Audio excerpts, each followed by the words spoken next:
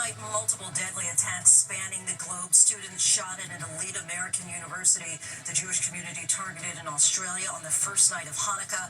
And Trump vows retaliation after American soldiers were killed in an attack in Syria. We begin at Brown University, where a gunman opened fire on students studying for final exams. School buildings locked down. Students sheltering in place, piling up chairs and tables against doors. Hundreds of officers rushing to the scene. Police released footage of who they believe may be a person of interest, and tonight one man in his 20s is detained. Law enforcement sources say he's from Wisconsin. How they tracked him down. We speak with a teaching assistant who saw panic in his students' eyes and what he saw when he came face to face with the gunman. Team coverage with Whit Johnson and Peter Thomas. Chaos in Sydney, Australia. More than a dozen people killed, hundreds seen running for their lives as shots rang out at the iconic Bondi Beach. What we've learned about the suspects, a father and son, accused of targeting a Hanukkah celebration. Plus the remarkable moment when a bystander heroically confronted one of the two gunmen, wresting the weapon from his hands and suffering gunshot wounds. Tonight, security is increased at synagogues throughout this country. Also tonight, the dangerous blast of Arctic air and the biggest December snowfall in New York City and Philadelphia in 7 years. Highway spinouts, flight cancellations, and ground stops ordered at several major airports. Right behind it, a blast of brutal cold. Our weather team times it all out. U.S. military jets fly over Syria. 2 American soldiers from Iowa and their interpreter dead after an ISIS attack. President Trump promises to inflict significant damage on those responsible. The frightening moments after United Airlines jet lost power in one engine during takeoff in Virginia. The jet forced to dump fuel on its harrowing trip back to the airport. Plus, late word, a JetBlue plane narrowly avoided a collision with a U.S. military aircraft over the Caribbean. ESPN reports the University of Michigan is now investigating its entire athletic department just days after firing its head football coach, who was later charged with felony home invasion and other counts. History is made as the Heisman Trophy is awarded, and America strong tonight as beloved entertainer Dick Van Dyke turns 100. He shares one of his secrets to a long life. From ABC News World Headquarters in New York, this is World News Tonight. Good evening, everyone. Thanks so much for joining us on this busy Sunday. I'm Lindsay Davis. We begin tonight with breaking news in 2 horrific mass shootings, one on the campus of Brown University in Providence, Rhode Island, and another on Australia's iconic Bondi Beach. At Brown University, terrified students were seen running from gunfire as others barricaded themselves inside classrooms. 2 students were killed and 9 others injured. Police released footage of who they believe may be a person of interest. Authorities detaining a man in his 20s hours later, and we want to warn you that some images may be disturbing. Overseas in Sydney, Australia, this man is being hailed a hero for wresting the gun away from one of the alleged attackers the Jewish community targeted on the first night of Hanukkah. The victims of that attack were honored tonight at the National Menorah Lighting Ceremony in Washington, D.C. We'll have more on that attack in a moment, but first, ABC's Whit Johnson reports from the scene on Brown University's campus. Tonight, a person of interest has been detained after a deadly mass shooting on the campus of Brown University as students were studying for final exams. We have somebody that's at the police station, a person of interest, and we're going to continue to build that case in order to be able to charge that person. More than 400 law enforcement officers, including the FBI and ATF, swarming the scene. Investigators releasing these images of who they believe may be the shooter in dark clothing, calmly walking the streets of Providence. Hours later, a man detained nearly 20 miles away. Sources say 2 weapons recovered. In front of the Sciences Library on the Manning Walk for a male shot in the back. The first 911 calls coming in shortly after 4 p.m. yesterday. Police say a gunman entered the Barris and Hawley Engineering Building and opened fire on the first floor. The doors of the building unlocked because of final exams. We heard commotion outside the door of what sounded like students screaming and got like the sound of gunshots. Around 5 seconds or so later, we see a gunman walk in on the left-hand side. Senior Joseph Aduro was leading an economic studies session with around 60 other students when he says a masked man entered the lecture hall armed with a large gun. He entered the room and you could just see the panic in all the students' eyes. I was sitting in the front, so as soon as he walked in, he immediately saw me and I immediately saw him. And then I look to my right and I see a bunch of students running down the stairs, running out the door, jumping on the ground, just whatever it takes to stay alive. When you made eye contact with him, what did your mind tell you in terms of what was happening in that moment? When I saw him, I saw a gun. The gun was so big and long that I genuinely thought, like, okay, this is the end of the road for me. How soon did he start shooting after he entered the room? He just started shooting right away. There was no hesitation. Students shot around him. Oduro guiding others to hide behind a desk, calling police and sending these text messages to his family. I said, I love you all. I love you all. There's an active shooter. Please pray. And then I texted my parents, oh my goodness, he's in the room. God, I'm so scared. Across the campus, terrified students receiving cell phone alerts, telling them to lock doors, silence phones, stay hidden. Students piling tables and chairs against doors, barricading themselves inside classrooms. Police rushing to the engineering building, but they say the suspect had already fled through the side of the complex. President Trump monitoring from the White House. I've been fully briefed on the Brown University situation, what a terrible thing it is. And all we can do right now is pray for the victims and for those that were very badly hurt. Brown University and the surrounding area locked down for hours as police search for the killer. Police! Call this police! Heavily armed officers evacuating students. Just keep your hands up, boys. Oduro helping to carry a woman shot in both of her legs to safety. At least 2 students killed, 9 others injured. Do you believe most of those students were in your classroom? I think all of them were in my classroom. The tragedy unfolding right before the holidays. Tonight, a Christmas tree and menorah lighting ceremony turning into a vigil for a grieving community. I think the most important thing that we can do is just be there for each other. We just have to continue to be strong, because once we bow our heads down and we just give up, we let the killer win.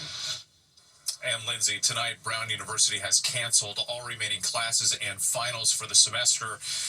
8 students still remain in the hospital, where most are in critical but stable condition. 1 student is critical.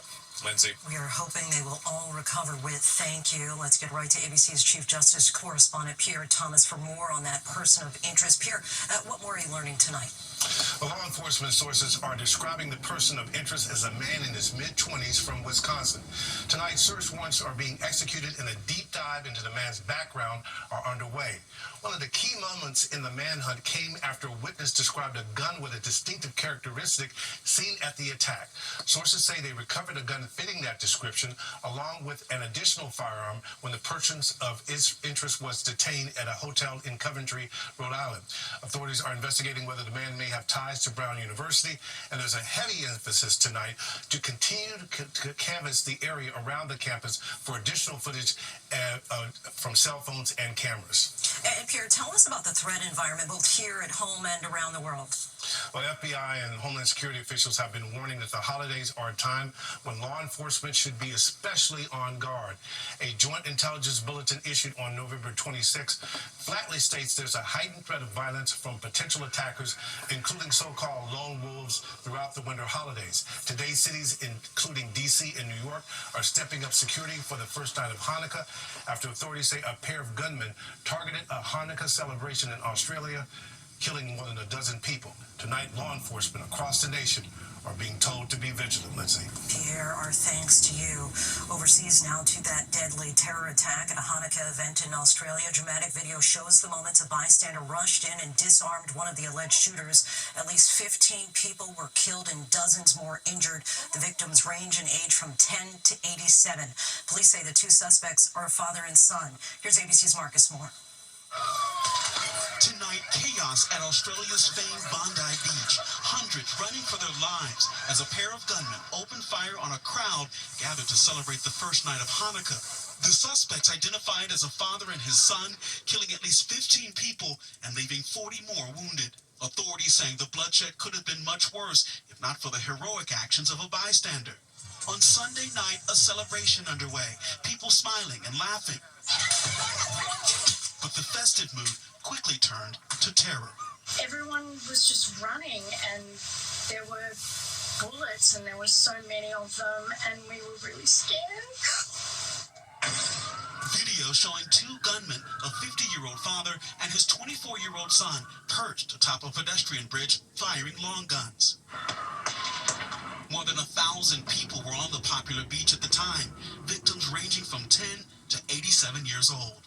Among those killed was one of the organizers of the event, Rabbi Eli Schlanger, seen here on Instagram, who served as a rabbi and chaplain in the Bondi community for 18 years. But despite the danger, a brave bystander confronting one of the gunmen, jumping from behind a car, wrestling for control of the weapon, that Good Samaritan who police have identified as Ahmad Al-Ahmad, suffering multiple gunshot wounds, currently recovering in the hospital. And tonight, he's being hailed around the world as a hero. A very, very brave person, actually, who went and attacked frontally one of the shooters and saved a lot of lives. Lindsay, police say one suspect, the father, was killed, the other, his son, taken into custody in critical condition. Authorities saying they also found two improvised explosive devices at the scene, now calling this a terrorist attack targeting the Jewish community. Lindsay. Marcus Moore for us, thank you. We turn now to the other major news this Sunday night, that massive winter storm, the biggest December snowfall for New York City and Philadelphia since 2018. The storm is causing significant flight disruptions across the Northeast. More than 1,000 flights canceled in West Virginia. Hazardous driving conditions, the storm triggering multiple crashes. And right behind that snow, a blast of dangerous cold. We'll get to the forecast in a moment. But first, ABC's Andrew Dimbert reports from New York. Tonight, a massive winter storm slamming the East Coast, causing treacherous travel conditions and major flight disruptions at airports across the Northeast. I didn't know it was going to be this bad. Up to 8 inches of snow falling in parts of Pennsylvania, New York, and New Jersey. The biggest December snowfall for Philadelphia and New York City since 2018. It's been years since New York has seen this much snow in the heart of the city. Tourists and locals alike flocking to Central Park to take it all in. It's a winter wonderland. I loved it. Nearly a foot of snow falling in parts of West Virginia, causing whiteout conditions. Multiple crashes reported in Morgantown. This van flipping over in snowy conditions in Eden Township, Pennsylvania overnight. Plow drivers racing to keep up. We work almost all night. Air travel also hit hard. More than 1,000 flights canceled nationwide. Ground stops reported across the Northeast. And behind all that snow, a brutal blast of cold. The trouble is the temperatures are below freezing, and they don't get above freezing again until Tuesday afternoon. So there's really good reason to kind of get outside right now and clear everything out. Crews racing to clean up before that dangerous deep freeze. And Lindsay, with those temperatures dropping again tonight, officials are warning of a refreezing of roads, which could turn icy and dangerous. Lindsay? Lots of concern about black ice there, Andrew. Thank you. Let's get right to meteorologist Danny Beckstrom from our New York station WABC. And Danny, millions are bracing for that deep freeze. What can we expect? Oh, Lindsay, I'm already feeling it tonight here in Central Park. The Northeast for significant snowfall of the season moving out as that brutal cold barges in. A deep freeze that will keep streets slick for days. 2 to 4 inches of snow for the major cities along the I-95 corridor, but twice that in parts of New Jersey and on Long Island. The Arctic front now opens the door for dangerous cold. Millions will wake up to sub-zero wind chills Monday morning from Green Bay down to Louisville over to upstate New York, with the deep freeze holding into Tuesday. New York and Philly feel like the single digits early Monday. And that Arctic air also diving south. Cold weather advisories for almost the entire southeast. Freeze warnings in effect as far south as Houston and the Florida Panhandle into Monday morning. The new week also brings a new round of flood concerns in the Pacific Northwest as another atmospheric river takes aim. Flood watch is back in effect in western Washington Monday as several more inches of rain revive the risk for river flooding in an already waterlogged area. Lindsay? Flooding and frigid temperatures. Danny, our thanks to you. Overseas now, and President Trump is threatening retaliation after the deaths of 3 Americans, 2 soldiers, and 1 U.S. interpreter in an ISIS attack in Syria. U.S. military planes were seen flying over the area after the deadly attacks. 3 service members were injured. ABC senior White House correspondent Selena Wang has more. Tonight, military warplanes patrolling the skies above Syria after 3 Americans were killed.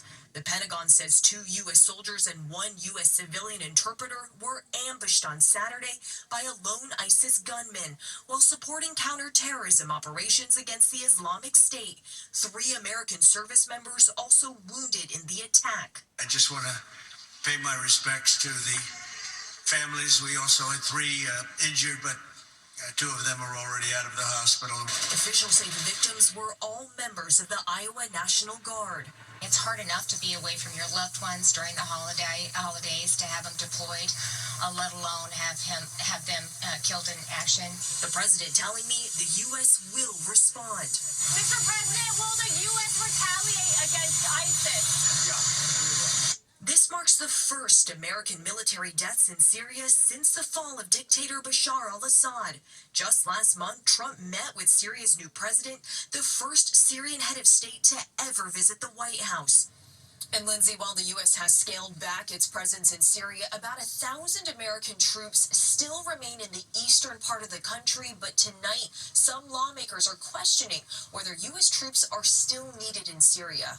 Lindsay? Selena Wang from the White House, thank you. We turn now to yet another frightening close call for flyers. A United Airlines flight was forced to return to Dulles International Airport after an engine lost power during takeoff. Authorities say a piece of the engine cover separated and caught fire, sparking a brush fire on the runway. Here's ABC's Alex Perchet. Frightening moments on board this United Airlines flight bound for Tokyo after one of its engines failed shortly after takeoff. He's currently in an emergency condition. He will be coming back to the airport. The pilot reassuring passengers over the intercom. The pilot said also that, hey, there's absolutely nothing to be worried about. We are perfectly fine flying with just the right engine. The Boeing 777 then dropping fuel at 5,000 feet to lighten the load before returning to Dulles International outside Washington, D.C. Officials say a piece of the engine cover had separated and caught fire, sparking a brush fire, a trail of smoke rising along the runway. All 290 people on board landing safely. We're still trying to cool off the landing gear. It's very hot. They blew some tires on landing. It comes just a month after a UPS plane crashed into a ball of fire moments after takeoff in Louisville, killing 14. Officials now releasing the desperate 911 calls from that day. It went straight and down and caught on fire. So many people, you need to send everybody. Oh my God, I'm freaking out. A preliminary report from the NTSB found the left engine separated from the plane. Alex joins us now. Alex, we're learning about a close call involving a JetBlue flight just after takeoff. What can you tell us about that? Yeah, that's right, Lindsay. A JetBlue pilot says he narrowly avoided a midair collision with a U.S. military aircraft that he says injured his flight path as that jet was climbing after takeoff bound for New York from the Caribbean island of Curacao. The pilot says he saw the refueling plane in front of them and had to stop their climb until that military plane passed. And Lindsay, tonight, Southern Command says it's reviewing the incident. More scary moments. Alex, thank you. And there's still much more ahead on World News Tonight this Sunday. The University of Michigan reportedly expands its investigation after the arrest of its fired football coach. And history is made as America's top college football player is chosen. Next tonight, ESPN is reporting the University of Michigan has commissioned a full investigation into the practices and culture of its entire athletic department. This follows a firing of head football coach Sharon Moore for what the university said was an inappropriate relationship with a staff member. Moore was later arrested and charged with felony home invasion and 2 misdemeanors, including stalking. He's pleaded not guilty. When we come back, a first in the history of the Heisman Trophy. There was a lot more waiting for that. To the index now, history was made as the Heisman Trophy was awarded. Indiana quarterback Fernando Mendoza was named college football's top player. He's the first Hoosier to win the trophy in its 90-year history. Mendoza led Indiana to a perfect regular season and #1 seed in the playoffs. In accepting the award, he said it's really a credit to his team. When we come back, a new milestone for one of America's favorite entertainers. Finally tonight, America Strong. One of America's most beloved entertainers turned 100 years old this weekend. Dick Van Dyke kept us laughing for generations, dating back to a sitcom in the early 1960s, and he dazzled us with his performance in Mary Poppins. He could light up a stage well into his 90s. Dick Van Dyke says one of his secrets for longevity, it's simple, keep moving. Thanks so much for watching. I'm Lindsay Davis, New York. Good night.